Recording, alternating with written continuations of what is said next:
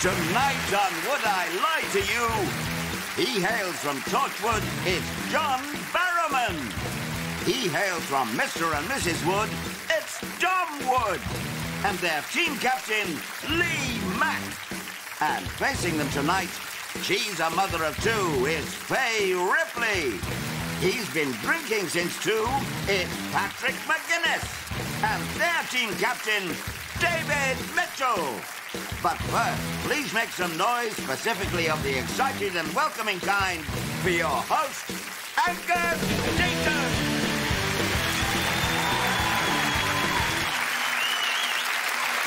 Good evening. Thank you, good evening, and welcome to Would I Lie to You, where our panellists have half an hour to prove just how expert they are at barefaced lying. Psychologists have now identified 34 different types of lie, 35 if you include that one. And apparently the best way to make sure someone isn't lying to you is to keep constant eye contact, study their body language, and wire their nipples up to 10,000 volts. In medieval England, a suspected liar would have to carry a red-hot iron bar for 9 paces. If their hands were burned, they were declared a liar and then hanged. Of course, if their hands weren't burnt, they were declared a witch and then hanged. And so, against all our better judgments, we start with round 1, Home Truths, in which guests read out a statement about themselves. At this point, they've no idea what's written on the card. It might be a true fact or a big fat lie that they'll just have to run with. The opposing team then use all their powers of deduction, or failing that, a lot of random guesswork, to establish if it's the truth or, conversely, not. So, John it is with our first Home Truth. John? I was caught short in Prince Charles's garden. What do you mean, caught short? What does that mean? Are you not familiar with that phrase? Oh. Would you like me to elaborate? Please do. Yes, within the bounds of BBC viewing, yes. Wee-wee. All right. Taking a piss. Yes. Right. Got you. Excellent. Why were you in Prince Charles's garden? It was a tour. A tour? Which garden of his? He's got many gardens, At right? Highgrove.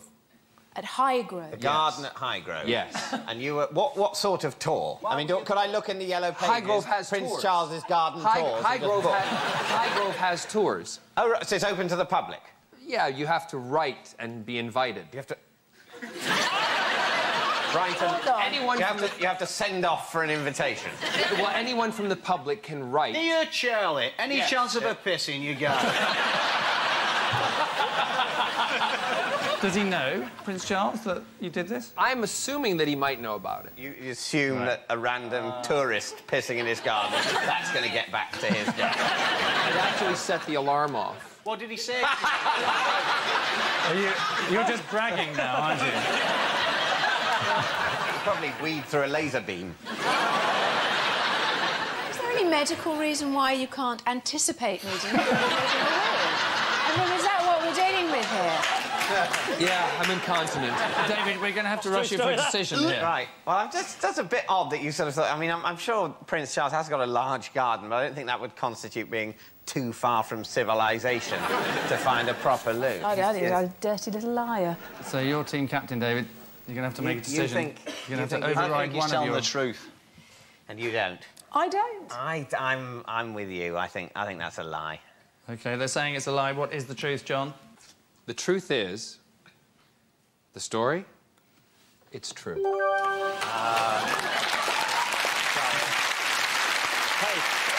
nice lie. There you are. Yes, it's absolutely true. John was caught short in Prince Charles's garden, so if you thought your Dutchy original biscuits tasted funny, check where the oats are from. Of course, John could have just done as Camilla does when she's caught short, lifted her tail and hosed the snails off the path. And so, to Paddy for his home truth. I've snogged Paris Hilton. Well, there is an obvious question that begs itself. Yeah, how come you ugly get? I mean... Where were you? At the James Bond premiere. So you snogged Paris Hilton? Yeah. It was at the premiere. Yeah. At the party afterwards. No, it was at the premiere.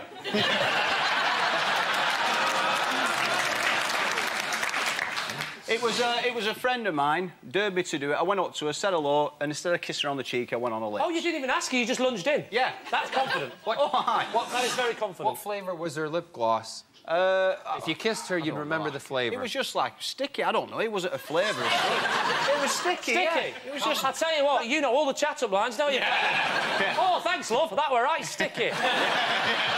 Magic. You're going to have to come up with some kind of an answer, either true or lie. You see, the thing is, I'm from the same part of the world as he's from, and I can believe this is true. Because it just saves time, money, expense. Just why mess about? I haven't got time for all this, love. OK, so you're thinking it's probably true? What do you think, Dom? True. Do you reckon? Nah. What do you think?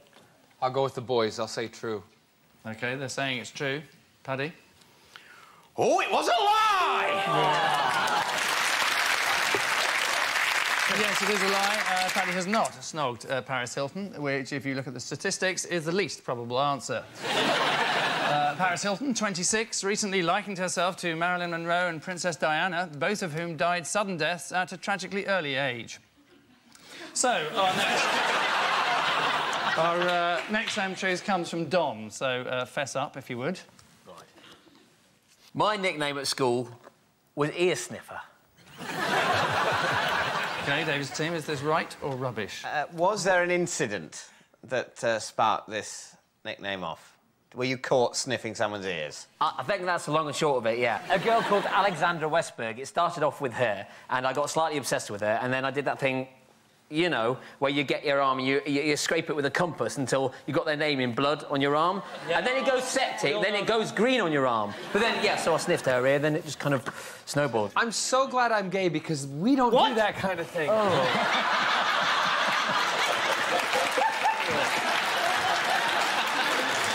Please don't go. He was ear sniffer. I was rear sniffer. That was.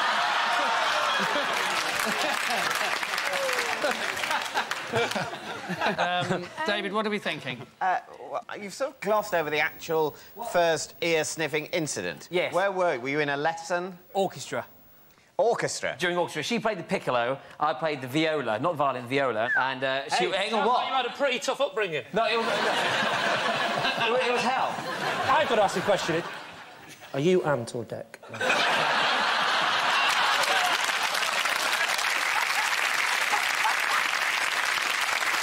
Would it be possible if you could come over here and just show me how the sniff was done on David's ear? Can I not just try it on his? Yeah. Or what about John's? Even No, better. no. Shit, no. I do like the idea that you go, shit, no. If I sniff his ear, he's gay. He'll have sex with me. Do we want to see him sniff? Well, The people have spoken. it was kind of more of an ear sniffer liquor kind of thing. So, we'll do it. We'll do it.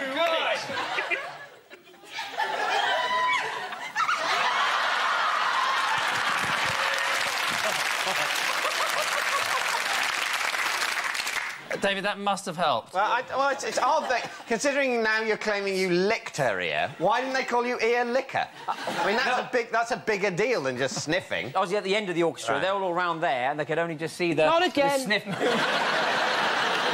On those grounds, you're thinking... I think it's a lie. I think it's a lie, really. Oh. OK. I'll go with you. Right, we think it's a lie. OK, Dom. You fools, it is...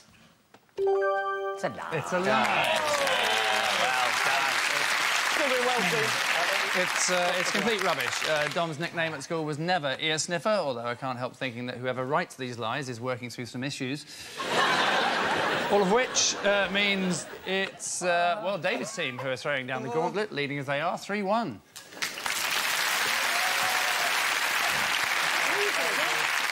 Our next round is and always will be known as the Ring of Truth. In short, our teams will be presented with a celebrity fact or two whose veracity it's then up to them to vouchsafe or poo-poo.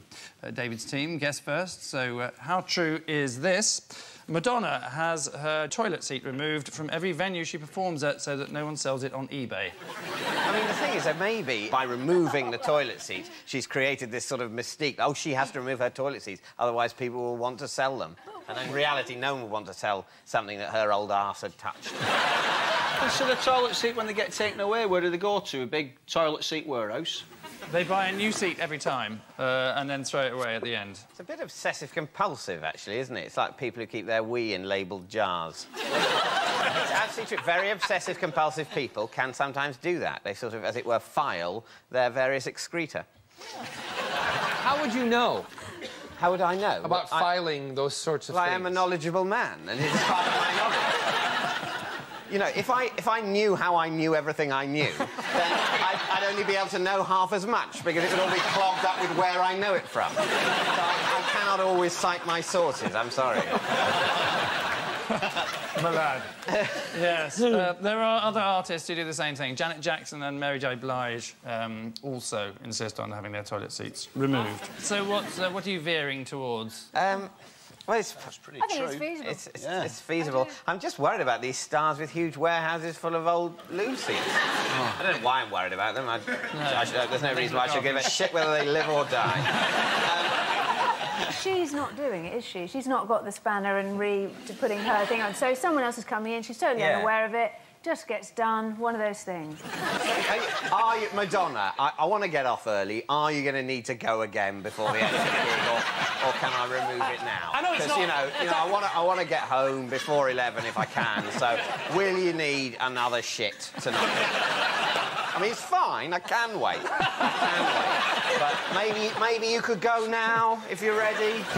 So maybe it's not true. No, go with your gut instinct. OK, please. we say it's a lie. You're saying it's a lie, and it is indeed true. Come on. Yep. Sorry. It is true. Madonna does have all her toilet seats removed from every concert venue to prevent them being sold on eBay. She also had all the decent songs removed from her last album to prevent them being sold at HMV. Lead team, your teaser.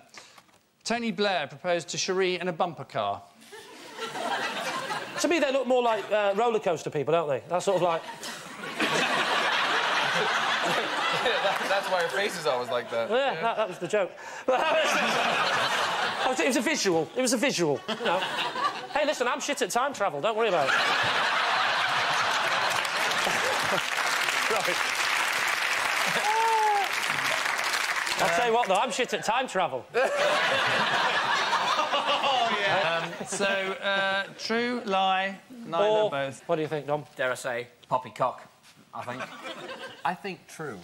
You think true? Yeah, yeah. Really? But you are team captain, Lee, so it's your word that is final. Well, I have to say that I'm slightly leaning towards John, don't. And I suspect that, actually, that could be true as well. And also it explains a lot as well, because there's a massive metal bar at the front, isn't there?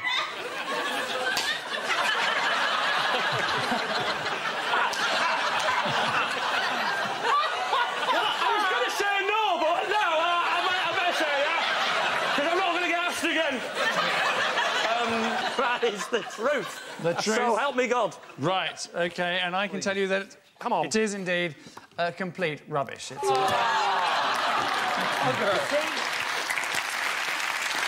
it's a lie. Tony Blair did not propose to Cherie in a bumper car.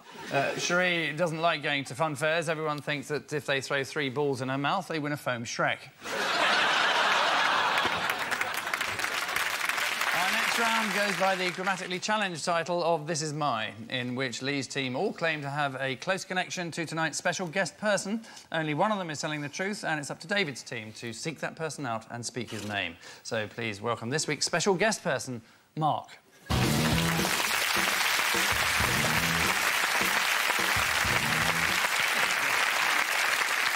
Now, Lee, perhaps you'd like to explain how you know Mark. Well, this is Mark. Hi, Mark. And, don't say hello, you rude bugger. I actually employ Mark solely to manage my iPod. You've changed. John, what is Mark to you? I cut the ribbon at the opening of Mark's Karaoke Superstore. And finally, Dom, what's your relationship with Mark? Well, Mark's a good mate of mine, and we used to be in a magical double act, and we used to be called Mysterio and Mark. So, so there you are, a professional iPod manager, according to Lee, a karaoke shopkeeper, if you believe John, or a former magical partner of Dom's. David, time to interrogate the enemy. This double act, what was it called again? Mysterio and Mark. So you chose Mysterio as a name and he chose... Yeah, and that's the reason why we had to part separate ways in the end, is just because he was just Mark and had to go. OK. And weren't you expelled from Magic Circle? Yes, I was. For being a very naughty little wizard. So, Lee... Yes, David? When did you come to the point of realising that your iPod had just got on top of you and you... and you needed to get in some help? No, I've got hundreds of albums. I bought the iPod. And I don't know anything about computers, so... It strikes me that an iPod is a machine for putting music on itself, right? You already have a machine for doing that, and you're paying a person to work that machine. I mean, do you use your own toaster, or do you also subcontract that? So I don't know. I mean, I know nothing about electricity, and so I just give him the bread, tell him where the toaster is, and some sort of miracle happens, and it's just a lot quicker that way. It's all right for you with your private education. I don't understand the basic principles... They did not, you know... Shut up, posh boy, I'm speaking. I'm telling you now that I understand the concept of getting it from the machine to the iPod. If I'm going to be honest, I don't know how you get it onto the computer in the first place. Right. Okay. Unless you put the CD in, which takes forever. Putting the CD in does not take forever. How does it get from the computer onto the iPod? Down a wire. I mean, you don't have to stand over it. The computer will just sort of do it for... I'm a control freak. I know what's going to happen. If you're a control freak, why are you letting someone else do this? If you're so... David. Furthermore... It's a good question. Furthermore, if I can ask you to shut up this time, So you didn't have the guts to say you're working class piece of scum? It's funny, isn't it, that way? I actually didn't have the time to get it out, because you'd already interrupted. David, before you get too angry, it is possible that he's lying. OK. That is the case for Lee. Yeah. We have one more. It'll be John, who claims that he's a karaoke shopkeeper. What is a karaoke shop? A shop that sells karaoke stuff. John, how much were you paid? How much was I paid? Yes. You didn't do it for charity, let's face it. Well, actually, I did, because I felt like giving back to the community. Yeah. What did you take in from the community? And also, that's not for doing it for free for a karaoke store. Isn't doing it for charity. That's actually doing it for a karaoke store. I don't think much comic relief money goes to karaoke stores. We've got to keep getting the karaoke out there. It's so different. The overheads are vast. So this is like a high street store where someone who's just wandering past, getting some vegetables, maybe a book at Waterstones. Oh, maybe I'll fit out a karaoke bar. It's in an industrial estate, not on the high street. Whereabouts? I don't know the exact location. Oh, you lying bastard!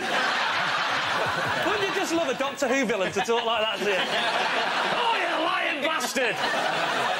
A decision. So David's team is this man, Lee's labour-saving iPod technician, John's karaoke aficionado, or Dom's illusionist cohort. Well, I mean, the thing is, Dom... I know is a magician, so it's a very plausible story that he was in a magician double act. If the iPod thing is true, then you're not the man I thought you were, Lee. And, you know, that's the price you'll pay for this petty victory. So, yeah, I think I'm with you. I think it's Dom at the moment. I'll go with that. OK, you're saying it's Dom. Mark, perhaps you'd like to reveal your own identity. John did open my karaoke superstore.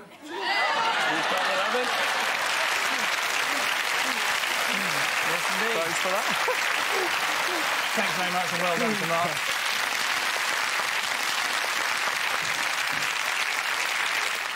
Our next round is Telly-Tales, in which we revisit one of our national televisual treasures, and David's team astound us with an additional related fact. Tonight, the subject of our scrutiny is EastEnders, so let's just remind ourselves what it was like living in the world of the common people. You cow!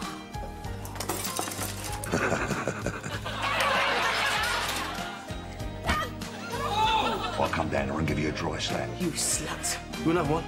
No, I don't think so. Shut up, I'm not 70. I don't like your earrings. Stay and have a cup of tea. How dare you?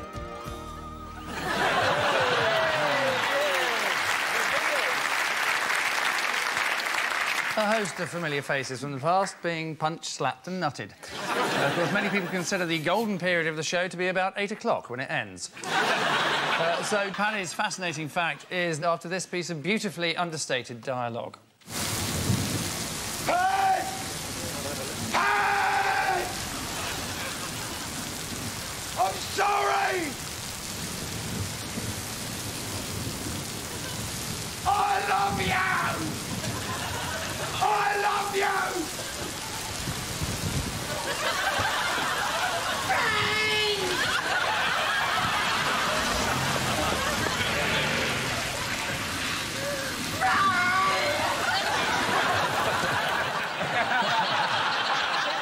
So, what is Paddy's intriguing piece of Pat Butcher trivia? Pan St Clements is a member of the British Abseiling Association. Wait. And has abseiled down Mount Rushmore. As true as I'm sat here. Who's Pat St. Clement? I have no clue. She's the woman we just saw that looked like something from the creature from the Blue Lagoon. She plays Pat. Pat in EastEnders. OK, Yeah. gotcha. Yeah. I don't know her by her real name. OK, you do now.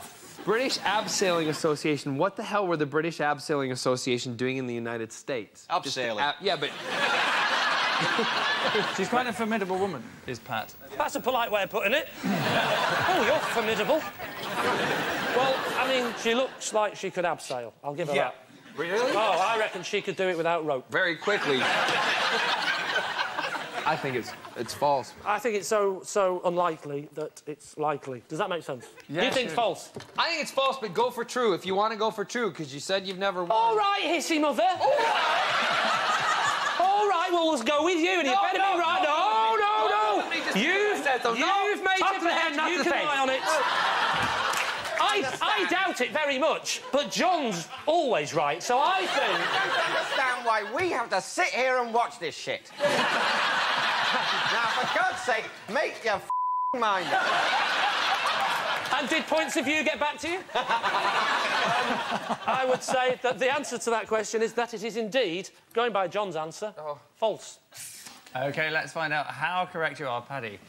Truth or baloney? It's a lie!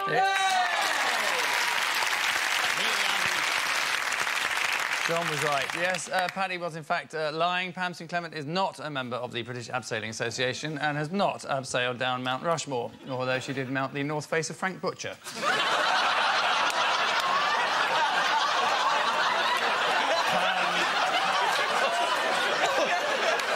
That made me want to The end of that round, it's David's team who are preparing for the worst, trailing as they do 7-3.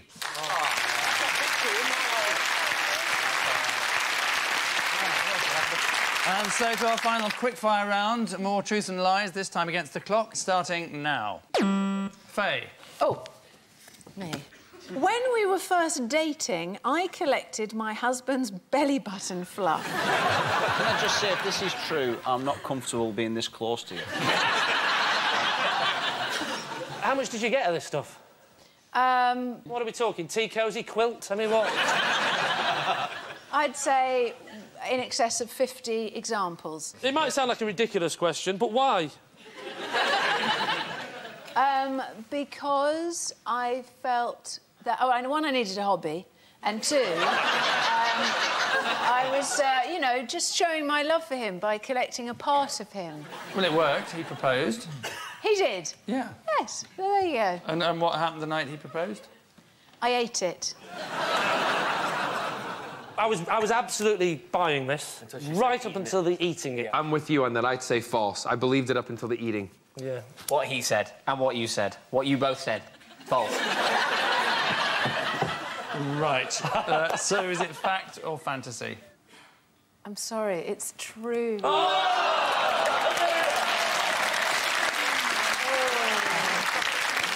It is true. Faye did collect her husband's belly button fluff when they were first dating, which makes her one of the most romantic, obsessive-compulsive psychopaths in the world. Next. Lee. In a restaurant in China, I unwittingly ordered and ate dog.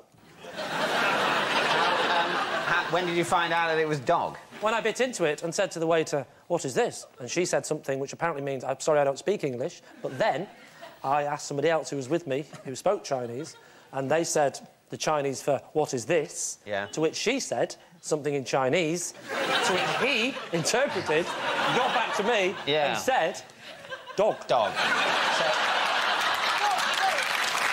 what did you think it was? Well, to prawns. I thought, this prawn's massive. It's got a collar.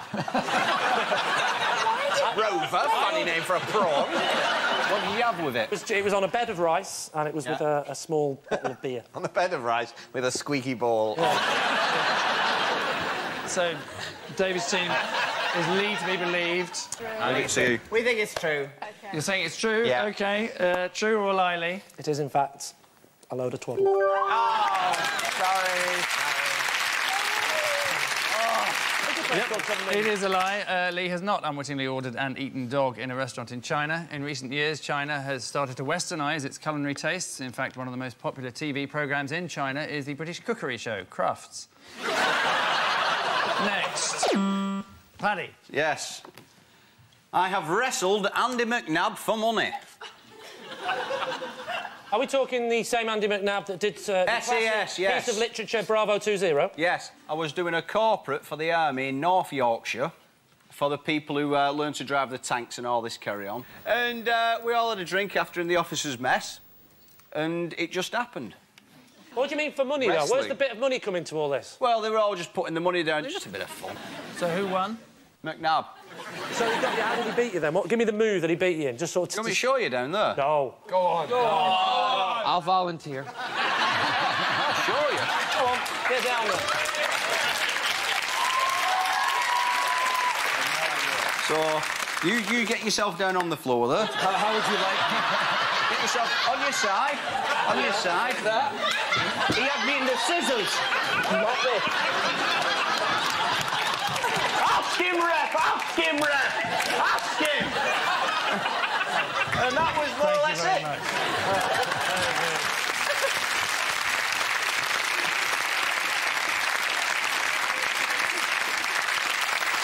it. What's your decision, then? I don't know. I imagine Paddy doing that. I can imagine him sort of going... We don't need to. You saw it. That's true. So what do you think, Dom? If you're going to get booked for a corporate event with the Army, it'll be someone like Paddy, so I reckon it's true. I'm going to say false. You're going to say false? Yeah, so you're going to have to decide. OK. I would say that... Yeah, I think that's true. You're thinking it's true? Yeah. OK. They say it's true. It is a lie.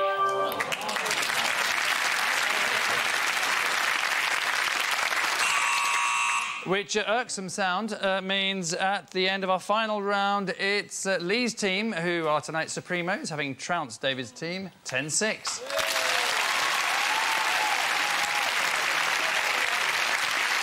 So, Lee's team get our congratulations. David's team get their coats. Join us again soon for some more facts and fabrications. And remember, as American writer Mark Twain once said, of all the creatures, man is the only one that lies. To which his parrot instantly replied, bollocks. Good night.